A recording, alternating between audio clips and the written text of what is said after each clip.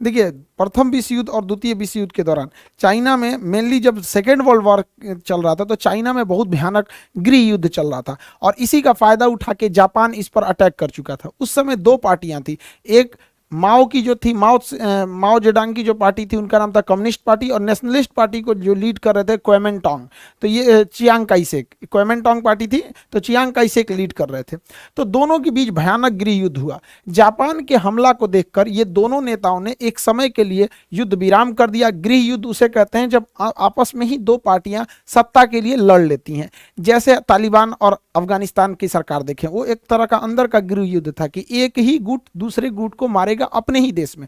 तो ये दोनों जो गुट थे एक समय के लिए शांत हुए ताकि जापान के आक्रमण को न्यूट्रल किया जा सके। लेकिन द्वितीय विश्व युद्ध में जापान के ऊपर परमाणु बम गिर गया और जापान ऑटोमेटिक साइड हो गया। इसका फायदा उठाकर जो माओ थे वो उनके समर्थक जितने थे वो चियांग काई शेक के समर्थकों को हावी होने लगे अचानक, और ये पूरे एरिया पर माओ का कब्जा हो गया और यानी कम्युनिस्टों का कब्जा हो गया।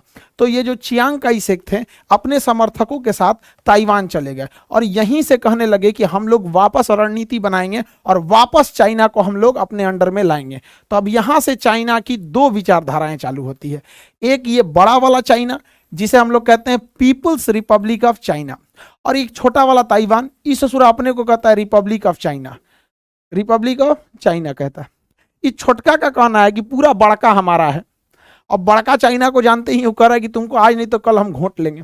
तो ये मेनली लड़ाई चल रही थी। लेकिन उन धीरे धीरे जब ये मेनली जो अलग हुए थे सब 1949 का समय था, यहाँ पर जब ताइवान अलग हो गया। ताइवान का ऑफिशियल नाम रिपब्लिक ऑफ चाइना है और इसका नाम है पीपल्स रिपब्लिक ऑफ चाइना। तो दोनों के बीच में ये गृह युद्ध आगे बढ़ते गया। लेकिन ताइवान में जो गए थे क्वेमेंटोंग पार्टी वो धीरे धीरे कमजोर होकर एक छोटे से टापू में सिमट गई और इधर चाइना डे बाई डे बहुत आगे जाने लगा।